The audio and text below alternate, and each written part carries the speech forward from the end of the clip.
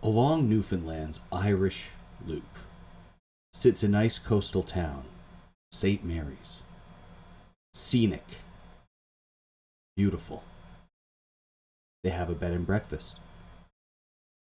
They have a lighthouse. Most people are employed by their fish factory. A small town of about 400. And yet, people don't stay in St. Mary's for one reason. They have a fish sauce factory that's been abandoned for 20 years. Welcome back, or welcome to the Available Post Podcast, the podcast where I talk about things I've never been to, talk about places I've never seen. And today we're talking about St. Mary's, a town with a really gross fish sauce factory. A true eldritch horror, and let's get into it. In the 90s, there was a Vietnamese man, and he said, you know what? There's some specific fish that grow, or that are caught, in the Atlantic Canada. Beautiful. They're nice. They're fatty. They're small. And he thought to himself, we can make fish sauce. So, that's what they did. They went out, and they got all the permits they needed. They made a beautiful fish sauce factory, and everyone in the town obviously wanted more jobs. So, that's the way it went. Got the funding, made the building, made some fish sauce. Everything was great. He had about 100 people show up to work. The town, boomed in population, because they're like, by boomed I mean 20% more people are there now, from 400 to 500. Pretty crazy, pretty good. People got jobs. People can do it year round, which is nice because the fishery only open for the summer. Then it's mostly unemployment. Very small, beautiful little town. Fish sauce, we're ready to go. And then the problems came in. Even before fish sauce was being made, the building was made with drywall. And if you don't know about fish sauce is going to expel a lot of moisture. And if you don't know about drywall doesn't like moisture. So the entire place became a moldy mess. Health Canada, the CFIA, the Canadian Food, Canadian, what are we talking about? Canadian Food Inspection Agency said, no. Out you go. Get out of here. Don't want to look at it. Don't want any of this. You can't make fish sauce anymore. And our good boy said, nah, that's trash. Sent it out to Ottawa. Got it checked out. Ottawa said, good. Fought it in court. They're back to making fish sauce. Some people in Ontario, some Vietnamese, what do we got? Some Vietnamese,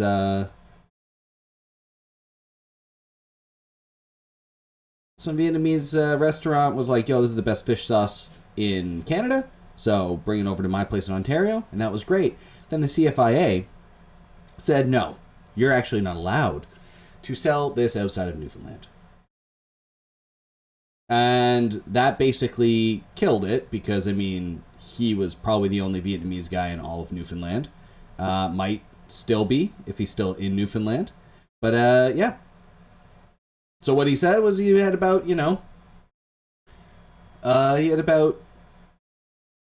million worth of fish sauce that he couldn't sell, because, what are you going to do? You're going to sell, maybe one bottle to someone who's, curious about it in Newfoundland, and then the rest are, no. We don't really have this in day-to-day cooking. We're meat and potatoes kind of people. Or, I guess clam chowder kind of people, not really fish sauce. But that's fine. So he said, if the CFIA want to shut me down, they can deal with the fish sauce. And deal with it they didn't. No one dealt with the fish sauce. The fish sauce is still there, actually, to this day right now when I'm recording this. Yeah. So they sit there. They sit there with all this fish sauce, and that's a problem, right? You have, literally hundreds of liters of fish sauce just in big, dumpy vats in an unmanned, abandoned building that's moldy as hell. Now it's, fermenting over. And people start noticing a smell. The Chthonian tendrils of fish sauce rotting starts permeating, creating a miasma around St. Mary's. People report that they can't go outside during summer days if the wind's blowing the wrong way, because everything they have and everything they, their hair, their clothes, everything will start smelling like fish sauce. If you dry your clothes outside to save on your bills, your clothes will come in and it'll smell like a pungent, rotten fish sauce. People come out, they say, well, the wind itself and like the smell itself isn't bad, like isn't going to kill you. It's not like harmful to people, it just kind of stinks. But inside the building, different story. The rotten fish sauce, everything condensed inside, very much toxic. Black mold everywhere. Everything's bad. 2016 comes along. Now, this was in the 90s that this was made. 2016 comes along. They get some funding. They get some people to come in, try and clean it up. Town saved, right? Wrong. Contractors decided to dump fish sauce into the ocean. But then they started realizing that within 15 minutes of dumping any of that into the ocean, the fish in the ocean were just dying immediately. This is full on like poison, toxic chemicals now in this fish sauce. Completely, what do they say? Acutely. I got some articles to link after, but it was acutely lethal to fish. So they had to clog up all the pipes leading out, because this is big factory built at the side of the coast.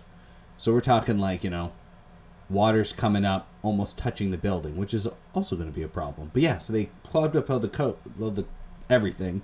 So now we have a factory where nothing leaves it, and there's just the fish sauce from like leaks and like non-maintenance pouring onto the floor, creating an even worse, basically, problem.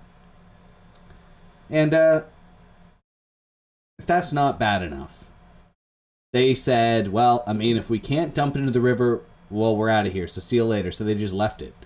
And still, brutal smells coming from it. Who knows what the place is like? Everything's in disrepair. People are saying that they're worried that either the sea will take it, and then it'll kill all the fish around in the area, get into their water supply. We're talking full Lovecraftian overhaul of this town. Basically, epidemic. They'd have to leave. Everyone would have to leave the town if this sauce gets into the water supply. So that's bad. The roof's also collapsing in, and then not just worried about the water supply, but the air. If what's inside gets out into the air, that could potentially get everyone as well. So that's why it's still in the Irish Loop. People still go there. It does a beautiful place, They have their nice lighthouse that you can go visit, have a nice picnic on the beach. But there is this, but no one stays because of the smell. And there's one bed and breakfast that I guess people maybe stay in every once in a while when they're on the loop, if this is the place they choose, because they don't know about the, gigantic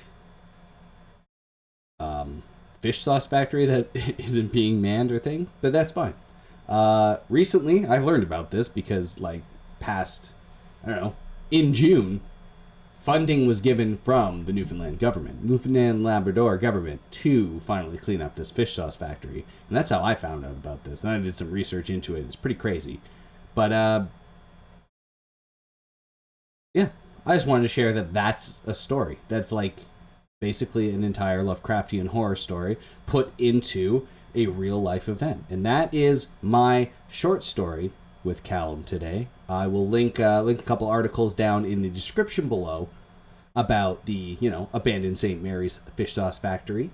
And, yeah. Well, we got one from something, a website called Eater. And the title is called A Town Drowned in the Smell of Fish Sauce, which is, kind of great. Kind of great title. It's a small town, obviously. There's only 400 people there. But it is kind of an insane thing that it's been there for over 20 years of just rotting fish. destroying, like, no, that's insane. And people go through it all the time. Like, it's on a loop. It's on, like, the government's loop for, like, tourists and stuff. And they're going to come there and it's like, well, this place smells awful. See you later. I feel bad for the people of St. Mary's. I can't believe there's still that many people, at least in the last census, which I think was 2001, still that many people living there with this kind of crazy stuff going on. Yeah. I also, CBC, was it CBC? I think it's CBC. CBC also, Canadian Broadcast Network is pumping out some nice articles called "The Abandoned St. Mary's Fish Sauce Plant Finally Getting Cleaned Up," says Mayor. Mayor's pretty happy. He's been trying to get this thing cleaned up since 2015 when he was basically, since he's been the mayor. So he's got a good decade-long fish sauce fight on his hands, which was pretty fun.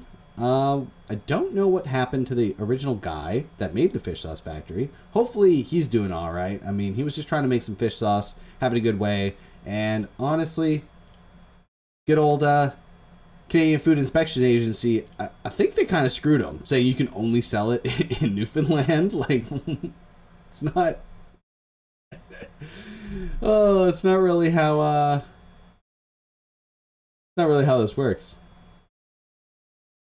I don't think you can make a living off of just selling stuff in Newfoundland when it's something so niche like a fish sauce. Anyways, if you liked this, you liked my story, I was trying to give my best like creepy stories YouTube like thing at the beginning. I don't think I can do it. Not without multiple takes, and if you know me, that's not how we do things around here. So I'll catch you next month with maybe another story, maybe something else. This was really fun. I just thought this needed to be shared. Read the articles, check it out. It's very fascinating. And, I gotta learn some cool things, like how people make fish sauce. I didn't realize, like the thing is, in Vietnam, they just make it outside. So there's no way it's gonna mold up and stuff in your house. So you wouldn't really know how much, like, evaporation happening. But the idea is that you, like, keep it out in the sun, and it evaporates the water, so you just get the pure fish sauce. But you do that in an enclosed building, you get moldy walls and very mad Canadian food administrations. So, stay safe out there. And if you are doing the Irish loop, you know what? Give the people of St. Mary some love. Check out Newfoundland. I'm sure it's a beautiful place. I don't know nothing about it. Most of the time, it's probably really cold. But right now here, and I guess this is coming up July 1st, Happy Canada Day, you know what? You gotta do a Canadian story. So, I'll catch you in the next one. And bye for now.